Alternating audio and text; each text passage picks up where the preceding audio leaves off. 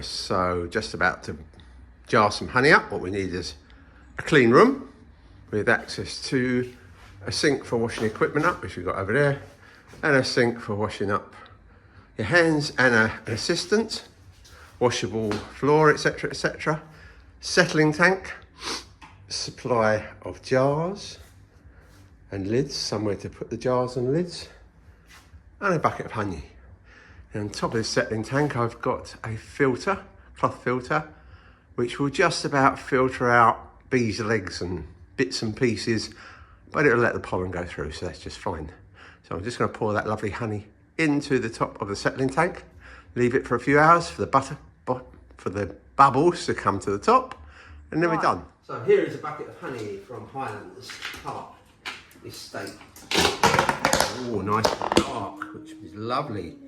Which means, in general, that it's come from multifloral sources, which means not just one plant, lots of plants, probably all the lovely flowers over in Highlands. I'm going to stand up here precariously, and I'm going to pour it in here. And there we go. Blah, blah, blah, blah, blah, blah. Hope the bottom's closed. I hope it is. And there we go. Let that drain. That's it. Shut the bottom. Shut the bottom. Yeah. That's always good to shut the bottom first. Thank you. So 24 hours later, this honey is settled in a settling tank. The more observant of you would notice that when the honey went in, it was quite runny. That's because I warmed it up to about 35 degrees centigrade, which is the temperature it's in the hive, natural temperature, and that helps it filter through the top of the honey. So now we're going to pour this honey out, just like that, nice and thick now. You'll be amazed what floats to the top in this settling tank, and I'm going to show you when I've finished, and we call that beekeeper's honey. So if you have a look at that honey, you'll see there's hardly any bubbles on top. You can more or less put that straight into a honey show, and it'll probably win first prize, or maybe second. So once you get the hang of this, you can do this quite quickly.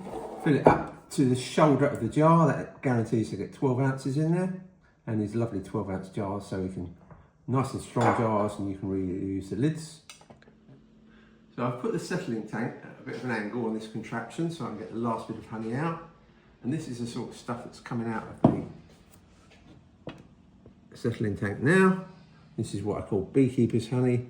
And normally, if you didn't put it through the settling tank, obviously this would be in the honey. Not particularly nice, and doesn't look very nice for the customer. So, if you want your honey to be nice and clear, like this, here's the secret. Bit of a filter, warm it up to 35 degrees, put it through this. Hope that helps you guys.